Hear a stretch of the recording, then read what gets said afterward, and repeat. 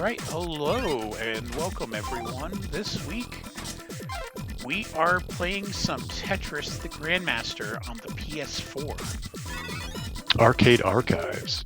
Correct, and this is slightly, if you're a Tetris fan at all, the Grandmaster coming out for download on the PlayStation 4 and Switch. So it's on the 5 technically. Is sort of a big deal because this was a Japanese-only Tetris game that was infamous for being insanely difficult. So I guess what makes it insanely difficult? Is it because of the online multiplayer aspect? Is it because of puzzle-y? It's funny because it's going to sound ridiculous, but it's a really hard Tetris. So normally when you're playing Tetris, when you drop a piece, you have like a little bit of wiggle room to keep it moving and stuff like that. Yeah, the rotate. You can rotate it. Yeah. In certain Tetrises, you can actually they call it climbing. You can drop a piece in like a small area and like just keep spinning it until it gets higher and higher. Infi spin, yes. Yeah, Tetris DS was really bad about that. Like, it basically, you had to stop doing inputs for the piece to be considered down. And it's if that's your first Tetris, that's perfectly fine, But this one basically, as soon as it's not as soon as it touches the other blocks, but it's pretty damn close. And when we were booting this up and chatting before, you probably noticed that like I had the Tetris effect on this on my system. Mm-hmm. I went from playing this over to that the other day, and I just started destroying that one. It's just this is like the rule set is really difficult. I noticed that because this is the arcade version. There's no option to store a piece, and you can't see what's coming next. In this mode, there's no option to store a piece. And you can see the next piece, but that's classic Tetris rules, like NES Tetris rules, basically, is what they consider it. It's funny that you kind of bring this up because on my personal YouTube channel, I've spent the last many months, over a year actually, documenting Game Boy Advance single pack Link games. And what's funny is you think, okay, Game Boy, you think the original Game Boy, like, well, of course, you can't think of the original Game Boy without thinking of Tetris, right? Very phenomenal, game. Absolutely. And define the system, define a genre of gaming essentially. But anyway, we all know this. Everything's been said about Tetris before. But what's interesting is when you get to the Game Boy Advance, however, specifically here in America, we got a game called Tetris Worlds. But it was also released in Europe. However, the American version of Tetris Worlds, the only Tetris game released on Game Boy Advance in America, did not have a single pack link mode. It had a multi-pack link mode. But what's messed up is there was a single pack link mode in the European version. And then Tetris there was a version of Tetris also released in Japan that had a single pack link mode, and that's like a full-fledged Tetris game in the single pack link where you can see up to 6 extra pieces and you can hold a piece. There's quick drop. So they had all the bells and whistles of like a modern Tetris game, all from just needing one game pack. So it's I think it's interesting timing that you bought this game, the Arcade Archive. While you're doing that, yeah. What I just coincidentally over the last month realized, oh man, Japan actually got a couple extra Tetris games on Game Boy Advance that we never got, and they're like way better than shitty Tetris. So this is the original Grandmaster mode. Oh, okay, yeah. Because I'm guessing there's a couple different modes. Because I think the arcade this arcade version was because this is a late 90s arcade release, but at the same time, you had the ability, if the arcade owner could, to connect it online. I think that was like the big deal. Not with this one. No? This one is single player only, and it's like basically one of the fastest Tetris games there is. I was going to say, that was a quick game that you played last time where you just can't move it. You can't move that fast anymore. Well, yeah, and so it gives out rankings as you play. Like it'll say, oh, okay, you're rank 4, you're rank 2. I've gotten up to a rank 1, and then after that they start giving out, like, I believe that it's the master ranks.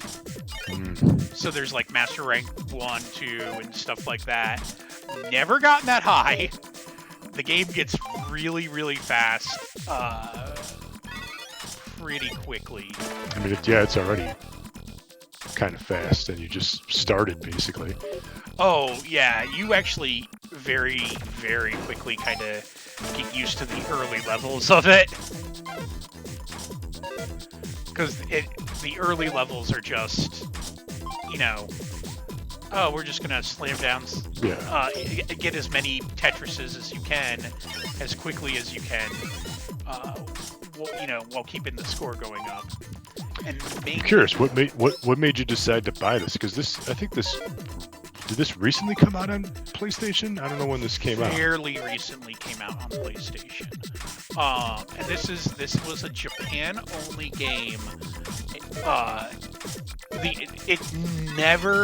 So if you played it in the United States, which we were talking earlier, and it's very possible that you did, it was someone who imported the game. And there's the speed. Yep, absolutely. Well, it's still not that fast. Yeah, just from clearing that one last batch of lines, it's like, whoop, there you go. There's a big jump in speed just from that one level. Yeah.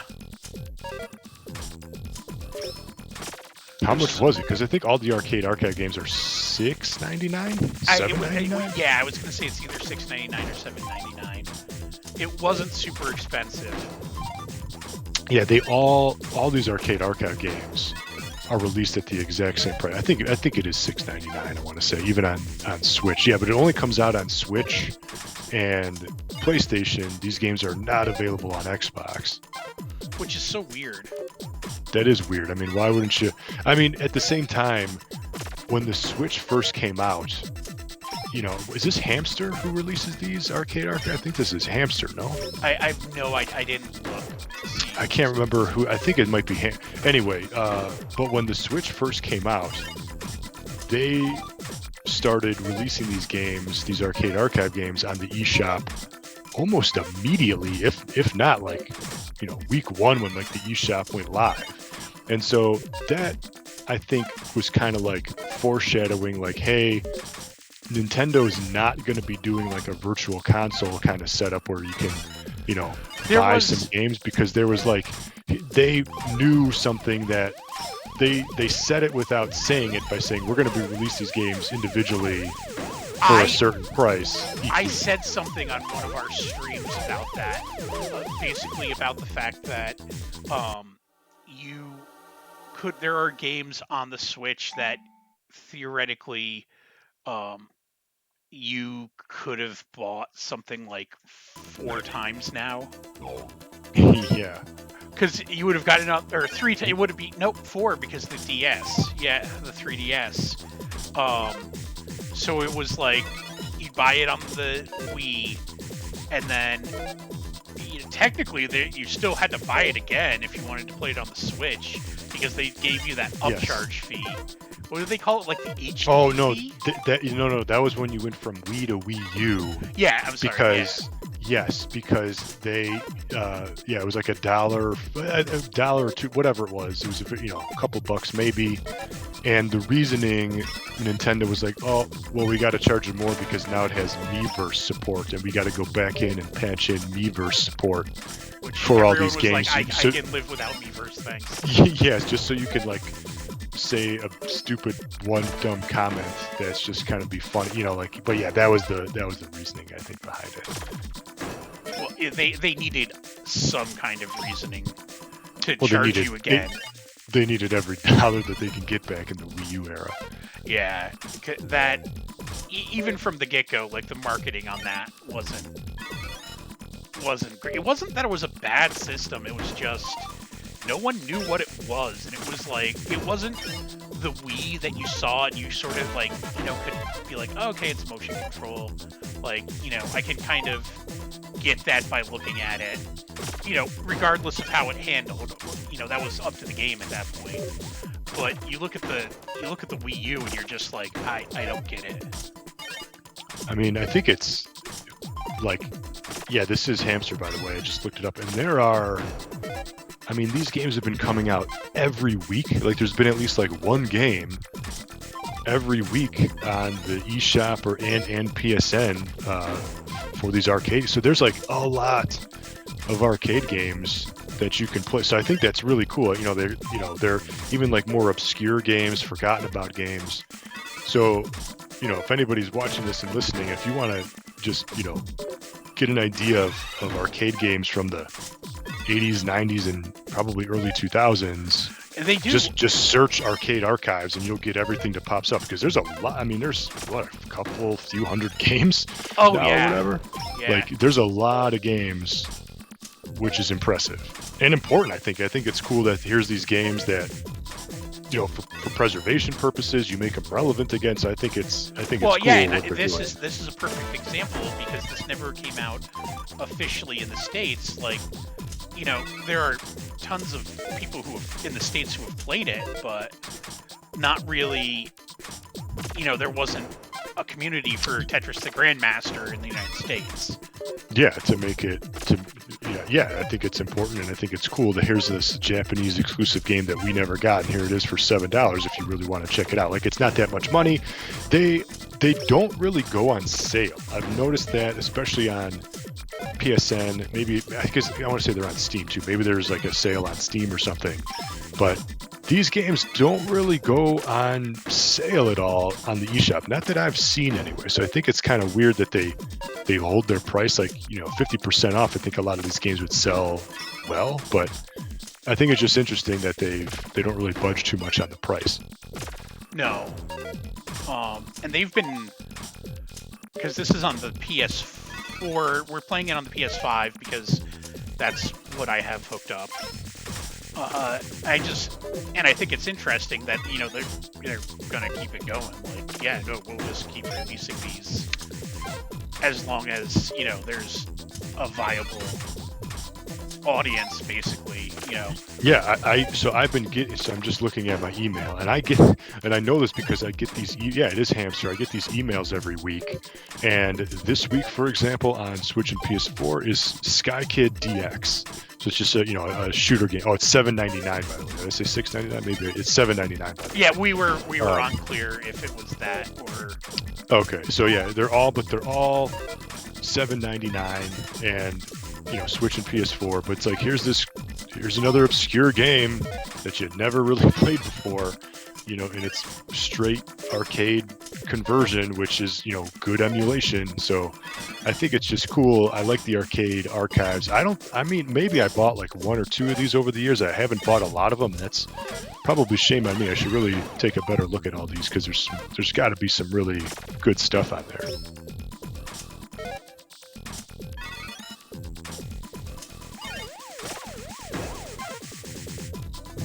Concentrate.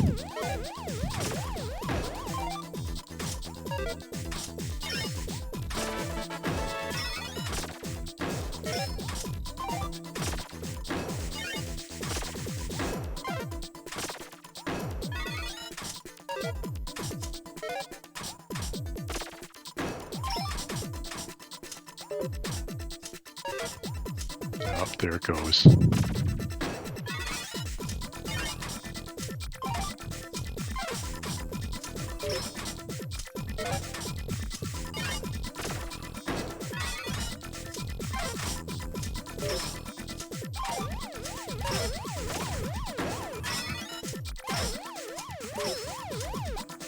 Yeah, I don't know if you saw it towards the end. how Yeah, fast just it started getting. that's exactly what I was just gonna say. There's really nothing you could do at that point. It's just do the best you Oh can, no, and yeah, it you are gets gonna die. much faster. Like that's not even the best I've ever done. Oh, and yeah, this is Akira too, and Akira made the 3D Classics games Yep.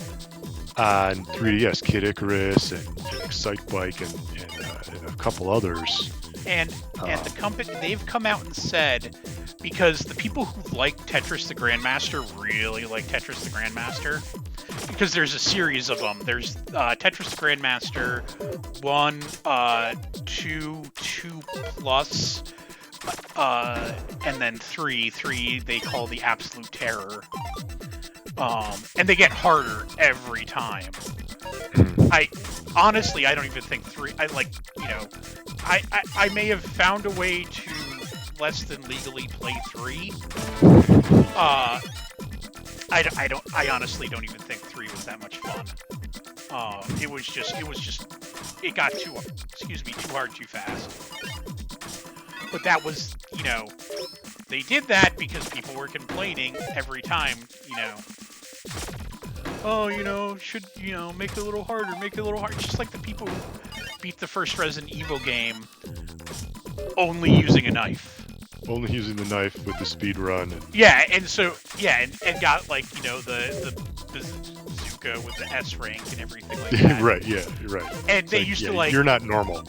Well, and people used to send their video cassette tapes of that to Capcom. And Capcom was like, you guys want something fucking hard, fine. And that's why Tofu and Hunk, they did Tofu and Hunk. And oh, right. In the next sequel, one. yeah. And I managed to unlock both of the. I managed to unlock Tofu, and you had to beat it with Hunk. And beating it with Hunk was like, normally in a Resident Evil game, if you kind of know what you're doing with a boss, you can just you'll make it through. Like, okay, do it this way. Like, if you have someone who has played that part of the game before and they know what they're doing and they can talk you through it, it's the bosses. It's not like Twitch reaction. Like, you have to really understand the game. It's more of a puzzle thing then.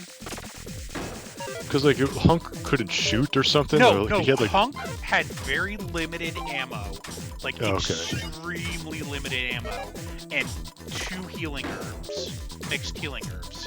So you could heal yourself fully twice, and that's it. That's it. Oh. Yeah, and Tofu had the 2 mixed healing herbs. That's it. So yeah, if you are a glutton for punishment and like hard Resident Evil games, play Tetris the Grandmaster is the moral of that story. Yeah. And it's also cool that when you play it on PlayStation, these games have also been, they also include trophies.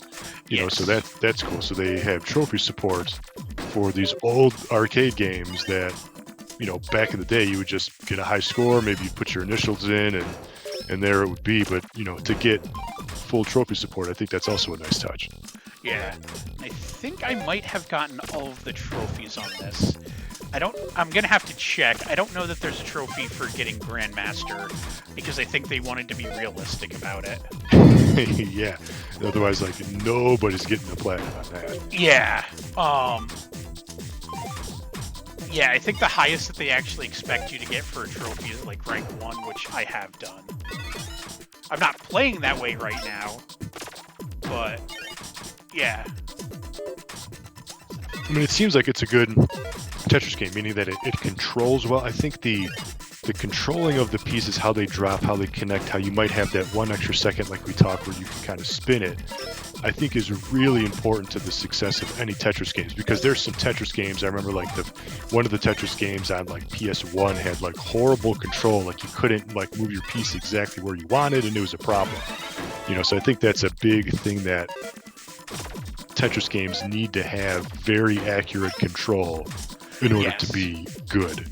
It's way more important than you think to nail. Because you don't want, like, the last thing you want is to be playing a Tetris game and blame the game.